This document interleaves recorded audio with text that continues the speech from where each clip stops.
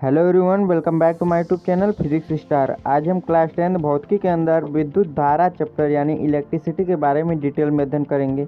यह हमारा part 1 video है। तो चलिए अपने मेन टॉपिक पर चलने से पहले हम इसके इतिहास के बारे में थोड़ा डिस्कस कर लेते हैं। इसके रोचक इतिहास को जान लेते हैं कि इलेक्ट्रिसिटी शब्द कहाँ से आया और इसमें किन किन वैज्ञानिकों का योगदान रहा और इसकी खोज कब हुई। तो चलिए इसके रोचक इतिहास को समझते हैं। आज हर छोटे से छोटे बड़े से बड़े काम के लिए इलेक्ट्रिसिटी की ज़रूरत होती है। रोज़मर्रा की ज़िंदगी में मोबाइल, लैपटॉप चार्ज करने से लेकर पंखा, लाइट, मोटर या बड़ी बड़ी फैक्ट्रियों को चलाने के लिए भी इलेक्ट्रिसिटी की ज़रूरत पड़ती है। लेकिन इलेक्ट्रिसिटी के आविष्कार आखिर हुआ कैसे? बिजली का आविष्कार या खोज किसने किया और कब किया? दुनिया को पहली बार इलेक्ट्रिसिटी का नाम कब मिला? इसके बारे में हम डिटेल में समझते हैं। कुछ इन्वेंशन होते ही ऐसे जो दुनिया को बदल कर रख देते हैं। बिजली की खोज भी इन्हीं में से एक है। और हाँ, एक बात और, बिजली की खोज हुई थी, आविष्कार नहीं हुआ था, क्योंकि बिजली पहले से ही दुनिया में एग्जिस्ट करती थी। जैसे आग की खोज की गई, बिल्कुल उसी तरह इलेक्ट्रिसिटी की भी खोज की गई। इस खोज में बड़े बड़े वैज्ञानिकों का योगदान रहा। बिजली की खोज किसी एक वैज्ञानिक ने नहीं की, जबकि इसकी खोज के बाद कई वैज्ञानिकों ने पीढ़ी दर पीढ़ी इसमें सुधार किया और इसे बनाने के नए नए तरीकों को इन्वेंट किया। लगभग 600 ईसा पूर्व महान साइंटिस्ट थेल्स ने पता लगाया कि कांच या एम्बर, वैसे एम्बर एक तरल पदार्थ होता है जो कि पेड़ों से निकलता है और सूख कर ठोस हो जाता है, जिसे हम गोंद भी कहते हैं। तो इन्होंने कांच या एम्बर के टुकड़े को रेशम या बिल्ली के बाल से रगड़ने पर देखा कि उसमें एक ऐसी पावर आ जाती है जो कागज़ के टुकड़े को अपनी तरफ आकर्षित करती है। लेकिन उस थ्योरी पर ज़्यादा ध्यान नहीं दिया गया और कुछ लोगों ने तो इसे काला जादू तक कह दिया। बाद में थेल्स ने इस पर काफ़ी रिसर्च किए और वो समझ गए कि ये कोई काला जादू नहीं बल्कि एक साइंस है, क्योंकि एम्बर को ग्रीक में इलेक्ट्रॉन कहा जाता है। एंड कुछ रिसर्च करने के बाद अपनी इस थ्योरी को उन्होंने इलेक्ट्रिसिटी का नाम दे दिया। सन 1752 से पहले लोगों का यह मानना था कि आसमान में चमकने वाली और बिजली की चिंगारी दोनों अलग अलग है। लेकिन सन 1752 के बाद बेंजामिन फ्रैंकलिन नाम के वैज्ञानिक ने साबित किया था कि आसमान में चमकने वाली और बिजली की चिंगारी दोनों एक ही रूप है। उन्होंने इसका एक्सपेरिमेंट करने के लिए बरसात के दौरान एक पतंग पर गीली रस्सी बांधी और उस धागे में एक चाबी लटका दी और पतंग तेज आंधी तूफान में उड़ाने लगे। जिसके बाद पतंग जैसे ही हो पर उड़ी। पतंग के जरिए बिजली का झटका भीगी हुई रस्सी से होते हुए चाबी तक आया और फ्रैंकलिन को भी बिजली का झटका महसूस हुआ, जहाँ से उन्होंने प्रूव कर दिया कि आसमान में चमकने वाली बिजली और इलेक्ट्रिसिटी लगभग एक ही तरह की है। साल 1800 में इटालियन फिजिस्ट अलेक्जेंड्रो वोल्टा ने एक ज़बरदस्त खोज की और वो ये थी कि केमिकल रिएक्शन से भी बिजली बनाना संभव है। और उन्होंने एक इलेक्ट्रिक सेल का आविष्कार किया जिससे बिजली प्राप्त की जा सकती थी। वोल्टा ने एक इलेक्ट्रिक बैटरी पॉजिटिव और नेगेटिव कनेक्टर्स का इस्तेमाल करके बनाया और इसी साइंटिस्ट के नाम से वोल्ट यूनिट को रखा गया। डीसी के आविष्कार के बाद, वैसे डीसी जो बैटरी से हमें करंट प्राप्त होता है उसे हम डीसी करंट कहते हैं। डीसी के आविष्कार के बाद सन 1831 में माइकल फैराडे ने बिजली की खोज में सबसे क्रांतिकारी काम किया। उन्होंने बताया कि अगर तांबे की कुंडली में एक चुंबक को आगे पीछे घुमाया जाए तो इससे बिजली पैदा की जा सकती है। इस प्रयोग का इस्तेमाल करते हुए सन 1878 में अमेरिका के वैज्ञानिक थॉमस एडिसन एंड ब्रिटिश के वैज्ञानिक जोसेफ स्वान ने फिलामेंट लाइट बल्ब के आविष्कार अपने अपने देशों में किया। आज भी बल्ब के आविष्कार थॉमस एडिसन को माना जाता है, जबकि स्वान ने भी इसका आविष्कार किया था। लेकिन अभी भी डीसी का इस्तेमाल किया जा रहा था, क्योंकि वोल्टा की ये बैटरी डीसी करंट जनरेट करती थी, यानी कि डायरेक्ट करंट, जिसमें खतरा बहुत ज़्यादा था। साथ ही साथ इसमें सबसे बड़ी कमी यह थी कि डीसी करंट को 2 से 3 किलोमीटर के एरिया में ही ट्रांसमिट किया जा सकता है। डीसी करंट को भी हम इसी चैप्टर में अपने डिटेल में बात करेंगे। अभी के लिए फ़िलहाल इसके इतिहास को समझते हैं। इसी वजह से जहां भी बिजली पहुंचानी होती थी और उसके हर 3 किलोमीटर के एरिया में प्रोडक्शन हाउस बनवाना पड़ता। एडिसन की कंपनी में एक और महान वैज्ञानिक काम करते थे जिनका नाम था निकोला टेस्ला। और टेस्ला को डीसी करंट की सारी कमियों के बारे में पता था और वो एसी करंट के ऊपर काम कर रहे थे। एसी मतलब अल्टरनेटिव करंट, जो कि खंभों से हमारे घरों में जो बिजली आती है उसे हम एसी करंट कहते हैं। तो एसी करंट बनाने का इन्होंने विचार किया जो कि सुरक्षित हो और जिससे काफ़ी दूर तक करंट सप्लाई किया जा सके।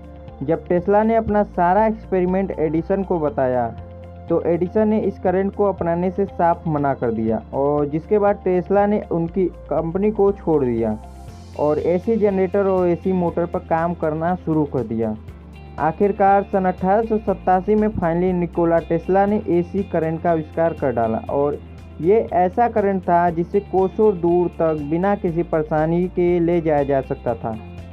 इस तरह से बिजली की खोज और इसे बनाने के तरीकों में कई सारे वैज्ञानिकों और भौतिकवादियों का योगदान रहा और उन्हीं के बदौलत आज हमें इतनी आसानी से बिजली का इस्तेमाल करने को मिल रहा है और हमारी ज़िंदगी इतनी बेहतर और आसान हो गई है।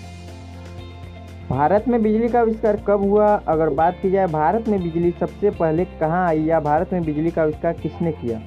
भारत में सबसे पहले बिजली सन 1879 में कोलकाता शहर में आई थी और भारत में सबसे पहले बिजली बनाने वाली फैक्ट्री भी 1899 में कोलकाता में लगाई गई थी।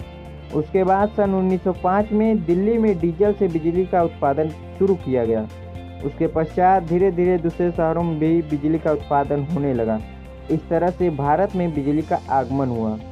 आई होप कि आपको इसके इतिहास के बारे में अच्छे से समझ में आ गया होगा। तो अब हम बात करते हैं अपने मेन चैप्टर पर जो कि हमारा विद्युत धारा है, यानी कि इलेक्ट्रिसिटी के बारे में बात करते हैं। इलेक्ट्रिसिटी क्या होता है? इलेक्ट्रिसिटी को समझने से पहले हमको समझना पड़ेगा कि आवेश क्या है, यानी कि पदार्थ का वह भौतिक गुण जो पदार्थ को विद्युत चुम्बकीय क्षेत्र में रखे जाने पर एक बल का अनुभव करने लगता है, उसे हम आवेश कहते हैं। इसको आप ऐसे समझिए कि आपने परमाणु के बारे में तो सुना होगा कि एक परमाणु होता है और उसके मध्य में नाभिक होता है जिसमें प्रोटॉन होते हैं और न्यूट्रॉन होते हैं और उसके चारों ओर इलेक्ट्रॉन उसके निश्चित कक्षा में चक्कर लगाता रहता है। ठीक है, कोई भी परमाणु, इस संसार में जितनी भी वस्तुएं हैं सारी चीज़ें परमाणुओं से मिलकर ही बनी होती हैं और इसके मूल कण हैं प्रोटॉन, न्यूट्रॉन और इलेक्ट्रॉन। प्रोटॉन न्यूट्रॉन उसके नाभिक में होते हैं और जबकि इलेक्ट्रॉन उसके चारों ओर कक्षा में चक्कर लगाते हैं। तो यदि हम अपने बालों को किसी स्केल से रगड़ें तो क्या होता है कि उस पर आवेश आ जाता है, यानी चार्ज आ जाता है। यह कैसे होता है? जब हम अपने बालों को स्केल से रगड़ते हैं तो क्या होता है, अच्छा एक चीज़ और आपने सुना होगा कि इलेक्ट्रॉनों की संख्या प्रोटॉनों की संख्या के बराबर होता है। तो जब बालों से रगड़ते हैं तो क्या होता है, इलेक्ट्रॉन ट्रांसफ़र होता है। या तो बालों से इलेक्ट्रॉन स्केल पर ट्रांसफ़र होता है या स्केल से बालों में ट्रांसफ़र होता है। तो ऐसे में क्या होता है कि प्रोटॉनों जो इलेक्ट्रॉनों की संख्या है प्रोटॉनों से ज़्यादा हो जाता है या कम हो जाता है। जैसे अगर मान लेते हैं बालों से इलेक्ट्रॉन अगर स्केल पर चला गया तो इलेक्ट्रॉन जो स्केल पर है इलेक्ट्रॉनों की संख्या ज़्यादा हो जाएगी, तो उसे हम ऋण आवेश कहते हैं, यानी ऋणात्मक आवेश उस पर आ जाता है। जबकि बालों से इलेक्ट्रॉन की संख्या कम हो गई तो उसको हम क्या कहते हैं, धनात्मक आवेश उस पर आ गया। यानी कि जब इलेक्ट्रॉन का ट्रांसफ़र होता है या प्रोटॉनों जो इलेक्ट्रॉनों की संख्या है प्रोटॉनों से ज़्यादा या कम होता है तो उस पर आवेश यानी कि चार्ज आ जाता है। अब यदि एक इलेक्ट्रॉन का ट्रांसफ़र हुआ तो उससे कितना आवेश आएगा? यदि वैसे ट्रांसफ़र तो कई सारे इलेक्ट्रॉन होंगे, एक इलेक्ट्रॉन तो ट्रांसफ़र होगा नहीं। तो यदि एक इलेक्ट्रॉन का ट्रांसफ़र होगा तो उससे कितना इलेक्ट्रॉन, उस पर चार्ज कितना आएगा? एक इलेक्ट्रॉन अगर ट्रांसफ़र होंगे तो उससे चार्ज आएगा 1.6 इंटू 10⁻⁻19 कूलाम चार्ज आता है। यदि एक इलेक्ट्रॉन का ट्रांसफ़र हुआ तो उस पर चार्ज कितना आएगा? 1.6 इंटू 10⁻⁻19 कूलाम चार्ज। इसको हम कूलाम से दर्शाते हैं क्योंकि आवेश का मात्रक कूलाम होता है। जैसे हम लंबाई को मीटर में नापते हैं और लिक्विड को, तरल पदार्थ को हम क्या कहते हैं, लीटर में नापते हैं, उसी प्रकार हम आवेश को कूलाम में नापते हैं। कूलाम एक वैज्ञानिक का नाम था जिन्होंने इस पर ज़्यादा रिसर्च किया था, तो उन्हीं के नाम पर हम इसका मात्रक कूलाम रखते हैं।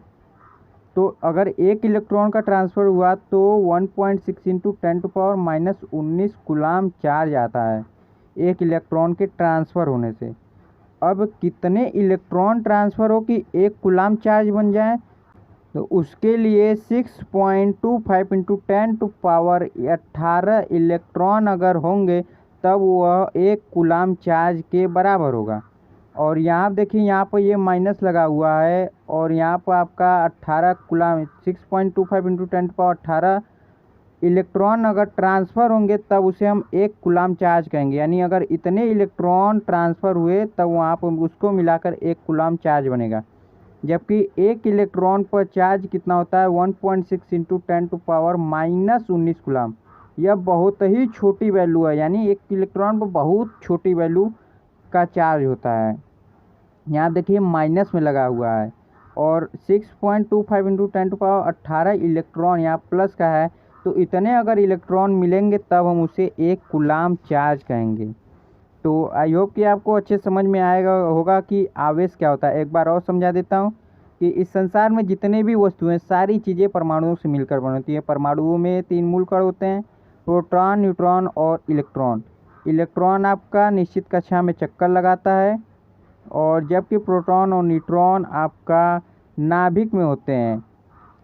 और एक इलेक्ट्रॉन के ट्रांसफ़र होने से उस पर कितना चार्ज आता है, तो 1.6 इंटू 10⁻−19 कूलाम का चार्ज आता है। इसका मात्रक कूलाम होता है। और कितने ऐसे इलेक्ट्रॉन मिल जाए कि एक कूलाम आवेश बन जाता है, तो 6.25 इंटू 10⁻18 इलेक्ट्रॉनों के मिलने से एक कूलाम आवेश बनता है। जैसा कि हमने बताया कि स्केल को बालों से रगड़ने पर किसी में इलेक्ट्रॉन ज़्यादा हो जाता है और किसी पर इलेक्ट्रॉन कम हो जाता है। तो जिस पर इलेक्ट्रॉनों की संख्या कम हो गई तो उस पर धन आवेश आ जाता है, और अगर इलेक्ट्रॉनों की संख्या जिस पर ज़्यादा हो गई तो उसे हम ऋण आवेश कहते हैं। इस आधार पर आवेश 2 प्रकार के होंगे, धन आवेश और ऋण आवेश। तो घर्षण के कारण आवेश उत्पन्न होते हैं और आवेश 2 प्रकार के होते हैं, धन आवेश और ऋण आवेश। यहाँ देखिए, यहाँ पर इलेक्ट्रॉनों की संख्या कमी हो गई तो यहाँ पर धन आवेश आ गया, यानी कि प्रोटॉन। और यहाँ पर इलेक्ट्रॉन एक ज़्यादा आ गए तो इसे हम कहते हैं ऋण आवेश। ओके, तो यहाँ पर अगर इलेक्ट्रॉनों की संख्या ज़्यादा हो गई तो उसे हम कहते हैं ऋण आवेश। जहाँ पर इलेक्ट्रॉनों की संख्या कम हो गई उसे हम कहते हैं धन आवेश। ठीक है, अब बात करते हैं आगे। आवेश के 2 प्रमुख गुण हैं। आवेश धनात्मक हो गया और ऋणात्मक, 2 प्रकार के हो गए। अब इसके गुण के बारे में डिस्कस कर लेते हैं कि इनके गुण क्या हैं आवेश के। तो सजातीय आवेश एक दूसरे को प्रतिकर्षण करते हैं और विजातीय आवेश एक दूसरे को आकर्षित करते हैं। अब सजातीय आवेश और विजातीय आवेश क्या होता है? सजातीय आवेश यानी कि सेम आवेश, एक ही जैसे आवेश एक दूसरे को प्रतिकर्षित करते हैं। जबकि विजातीय आवेश यानी कि डिफरेंट अलग अलग आवेश, जैसे धनात्मक ऋणात्मक अलग अलग हैं। और सजातीय मतलब धनात्मक या ऋणात्मक आवेश, तो ये एक दूसरे को प्रतिकर्षित करते हैं। जैसे इस इमेज में देखिए, ये यहाँ पर दोनों धनात्मक है, दोनों पर आवेश क्या है? धनात्मक है। तो ये एक दूसरे को प्रतिकर्षित कर रहे हैं, एक दूसरे से दूर भाग रहे हैं। और जबकि यहाँ पर एक धनात्मक आवेश है और एक ऋणात्मक आवेश है, तो ये एक दूसरे को आकर्षित करते हैं। जैसे अगर मान लीजिए कोई अमीर बंदा है और एक और अमीर बंदा है, तो एक दूसरे कभी मेल नहीं खाएंगे। जबकि एक गरीब है और एक अमीर, तो उन दोनों के बीच काफ़ी संबंध रहता है। और जबकि दोनों अमीर है तो उन दोनों के बीच हमेशा कंपटीशन होता रहता है। वही सेम चीज़ यहाँ पर भी आवेश के साथ भी लागू होता है कि अगर दोनों धनात्मक हैं तो एक दूसरे को प्रतिकर्षित करेंगे, और अगर दोनों ऋणात्मक है तब पर भी वो प्रतिकर्षित करेंगे। जबकि धनात्मक और ऋणात्मक एक दूसरे को आकर्षित करता है हमेशा, और धनात्मक या ऋणात्मक एक दूसरे को प्रतिकर्षित करते हैं। तो बात करते हैं अब विद्युत धारा के बारे में। तो विद्युत धारा क्या होता है? अभी हमने आवेश के बारे में समझ लिया, इलेक्ट्रॉनों के बारे में समझ लिया। तो अब बात करते हैं कि विद्युत धारा, जो कि मेन टॉपिक है अपना।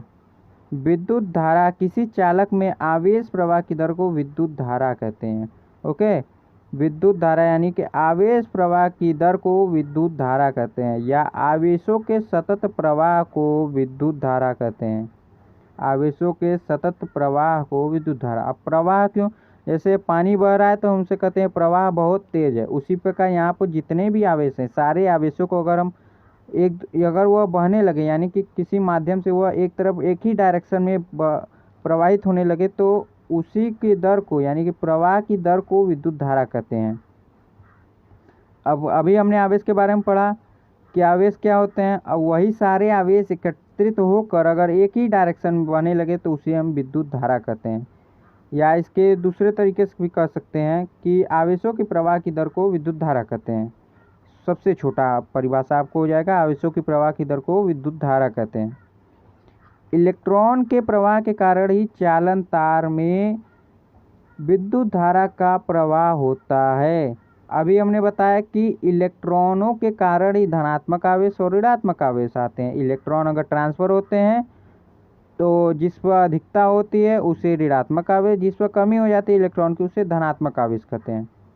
अब चूंकि चालक तार में इलेक्ट्रॉन होते हैं, चूंकि हर चीज़ परमाणु से मिलकर बना होता है तो उसमें इलेक्ट्रॉन तो होंगे ही, तो वह मुक्त इलेक्ट्रॉन होते हैं। अगर उसमें विद्युत धारा प्रवाहित करना है तो आसानी से प्रवाहित होता है।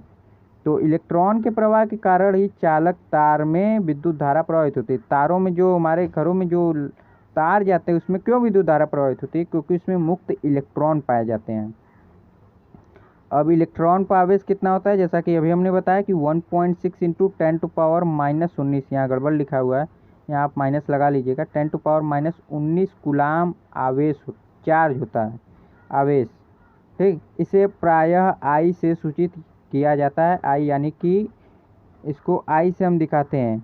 और इसका मात्रक जो होता है एम्पियर, विद्युत धारा का मात्रक क्या होता है? एम्पियर होता है। ऐसा ही मात्रक इसको एम्पियर कहते हैं। तो फिर से देख लीजिए विद्युत धारा क्या होता है। विद्युत धारा किसी चालक तार में आवेश प्रवाह की दर को विद्युत धारा कहते हैं, या आवेशों के सतत प्रवाह को विद्युत धारा कहते हैं। छोटा सा परिभाषा है। अब चालक तार में विद्युत धारा क्यों प्रवाहित होता है? क्योंकि उसमें मुक्त इलेक्ट्रॉन पाए जाते हैं। और एक इलेक्ट्रॉन पर कितने आवेश पाए जाते हैं? 1.6 इंटू 10⁻⁻19 कूलाम आवेश पाया जाता है। विद्युत धारा को हम आई से दिखाते हैं, स्मॉल आई से, या कैपिटल आई से भी दिखा सकते हैं। यदि टी समय में किसी चालक तार में क्यू आवेश प्रवाहित हो तो विद्युत धारा आई बराबर क्या होता है? या फिर इसको ऐसे क्यू बराबर आई टी, यानी कि क्यू बराबर आई टी या आई बराबर क्यू अपॉन टी। ओके, आई बराबर क्या हो जाएगा आपका? Q upon T. आई बराबर क्या हो जाएगा? क्यू अपॉन में टी। ओके, तो अगर हम टी का मान 1 सेकेंड रख दें और क्यू का मान 1 कूलाम रख दें तो धारा 1 एम्पियर की बहेगी, ठीक। यहाँ पर अगर इसका टी का मान 1 सेकेंड रख दें और क्यू का मान, यहाँ पर क्यू कैपिटल भी हो सकता है स्मॉल भी हो सकता है, क्यू का मान हम अगर 1 कूलाम रख दें तो एम्पियर यानी कि 1 एम्पियर धारा प्रवाहित होगी। इसको इस तरह से भी परिभाषित कर सकते हैं।